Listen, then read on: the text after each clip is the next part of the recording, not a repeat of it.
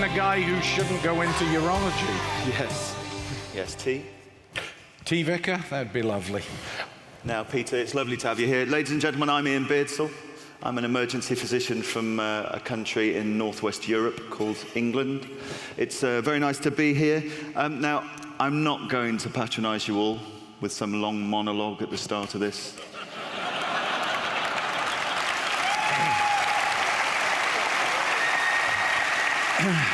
Time is short, and I value you more than that. But I do know that our audience would like to know a bit more about Peter Brindley, the man, the myth, the legend. Now, Peter, you do have a tendency to perhaps overlong monologues, so I thought we could perhaps warm up for this short period of time together by asking you some very quick questions, just to get a feeling of who you are. Would that be okay? I'd just like to emphasize they're quick questions with single-word answers. Such a challenge you have never had before. Let's start simply. Bath or shower? Neither. There's 10 things on this list, Peter. If you could go a bit quicker and just choose one of the words, it'd make things a lot more straightforward. Surf or ski? Ski. Lover or fighter? Must they be separated? Cricket or baseball? Cricket, without a doubt. English breakfast or Earl Grey? Oh, full English. Breakfast. Y fronts or boxer shorts? G-string. Snowflake or iceberg? I think you're a snowflake. I won't tell you what I think you are. Currywurst or pork knuckle? We want to know about you, Peter. We've spent a week listening to you go on a bit, and we'd like to know about you. Currywurst or pork knuckle? Yeah, the first one. I can't understand a bloody word you're saying. I understand that, Peter. It's English. That's what that is.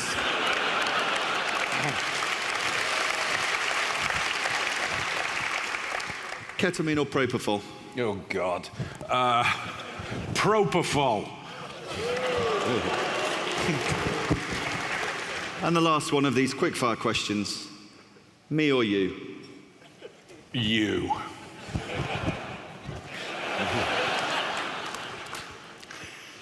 So, Peter, let's move on to the main part of this interview, shall we?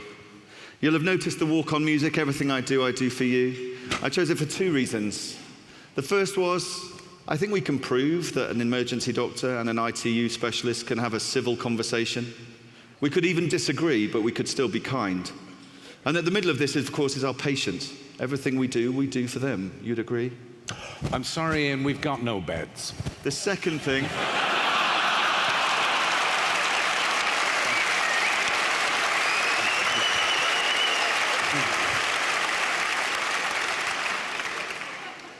Of course, the second reason for choosing that piece of music was that I was looking for some music from your homeland, Canada. Quite frankly, there wasn't a huge amount of choice, so... Now, Peter, there'll be no winners or losers today. We're not having a judgment at the end. I couldn't bear to see you lose 6-0. I'm not quite sure how your fragile self-esteem would cope. So, let's move on, and let's talk about burnout. Now, Peter, you have given quite a few great talks at SMACC. Heaven knows I've had to watch them in preparation for this. You've talked with great eloquence, but could I just ask you, what would a wealthy white man living in one of the most prosperous countries in the world possibly know about burnout? Brilliant question. I don't just know about burnout, Ian, I know about shame because I got burnt out. And that was exactly the point that I thought, if I'm going through this as an evil 1%er who will be swinging from a lamp when the revolution comes, with a gorgeous wife, who incidentally I haven't seen in 6 weeks. She's fine.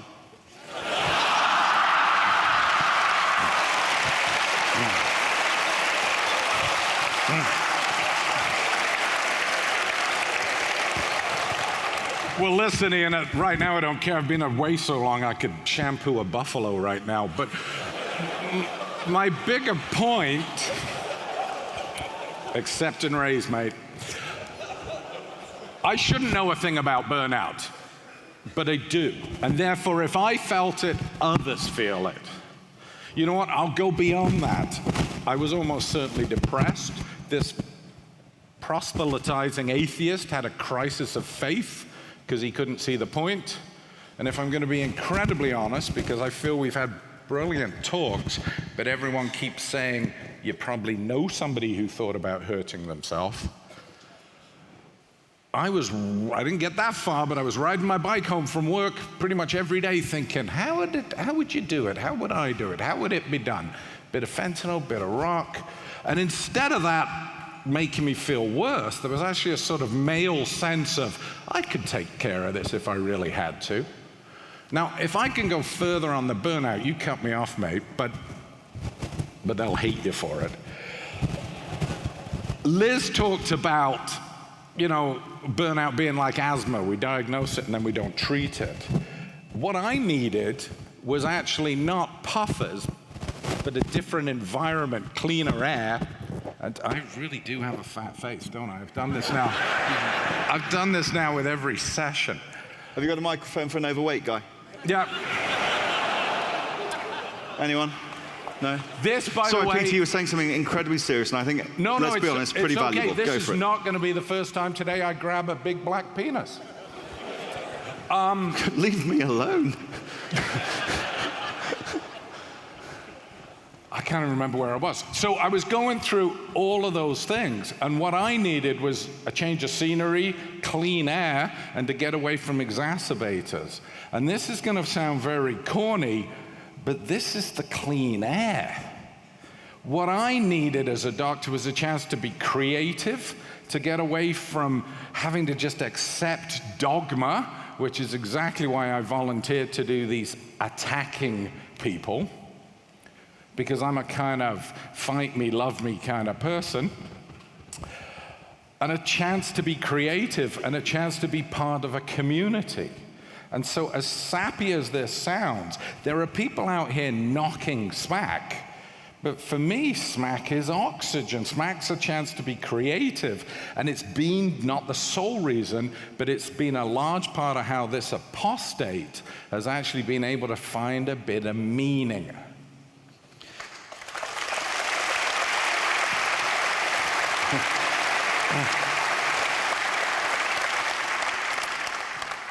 Who knew? The guy's got feelings. So, Peter, I've listened to many of your talks, and you've done something about human factors, and you've done some great talks, and you've done some, I guess, what we could probably call research about human factors. Have you focused on these because you just found real science too challenging? Yes. Okay. Next one. In one of your talks, you described something called cognitive imagining. Do you remember this? It was a couple of years ago. That's a long way back. I can't remember who I stole it off, but yeah. And that's about working through a crisis before it occurs. Why didn't you listen to your own talk and do that before you did the interviews this week? Okay, so credit where credit's due. That's Chris Hicks's work. You know what? I really wanted to come into these only semi-prepared because I was curious to hear what I had to say. I think it's actually important, again, this is a community, that we actually go out on stage. We talk all about this. Go out there and make a mistake, we're with you. But it's the biggest pile of horseshit in what we do, is that we say it and we don't mean it. And you want to talk about cognitive dissonance. Our kids hear it all the time. Go on, son, go make a mistake. What the hell did you do that for? So if I lose 6-0, marvelous. Because we've got to have an area where we can go out and make a cock up. And if you can't do it in front of 2,500 strangers, where else can you do it? Now, you've described teamwork as being the most important drug in the hospital. Heaven forbid, Just imagine you were to get bacterial meningitis. Just wondered which you'd choose, to be treated by a good team or IV antibiotics. I have a sneaky suspicion if I had still been in the UK like I had been for the last 5 weeks, I wouldn't have gotten either.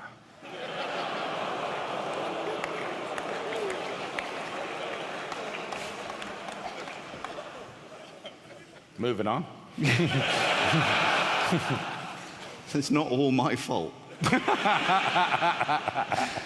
Okay, finally, we're running out of time. Let's talk a little bit about being addicted to SMACC.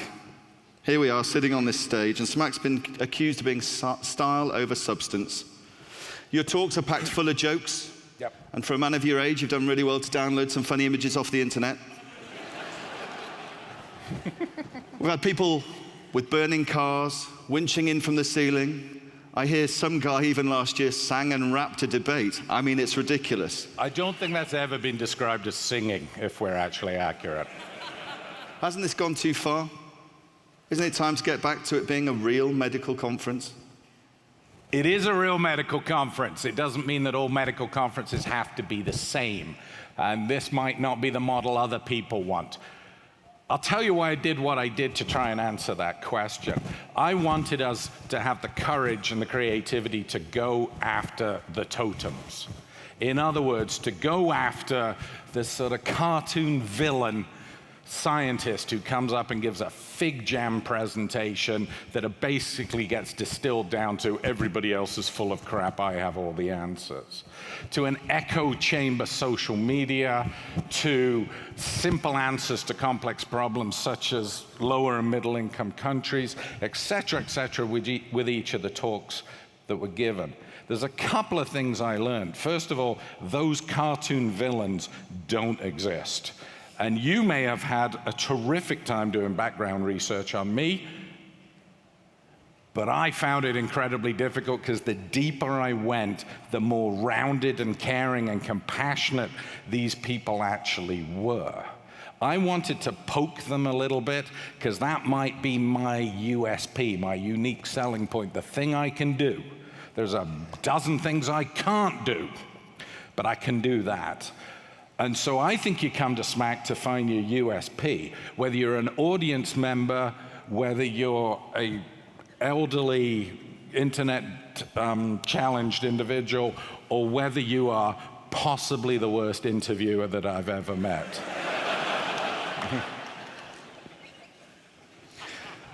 You often mention Churchill, Peter, and I feel I should mention a quote from a Prime Minister, perhaps the greatest Prime Minister the UK's had for the last couple of generations. Boris Johnson? No, they said, "A friend who bullies us is no longer a friend." And since bullies only respond to strength, then I will be stronger. Hugh Grant, Love Actually.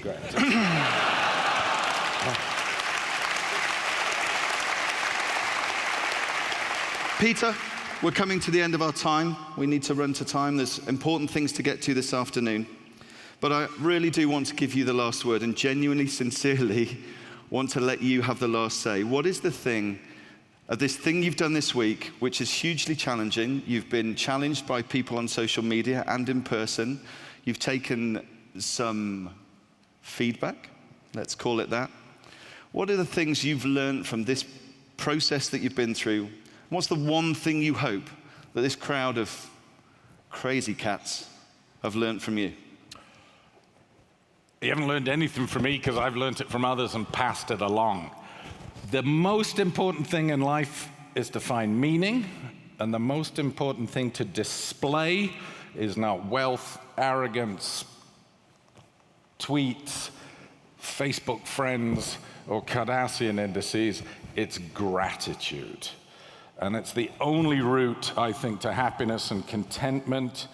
And I just feel, and it's sappy, but I feel incredibly grateful. And I hope you guys do too.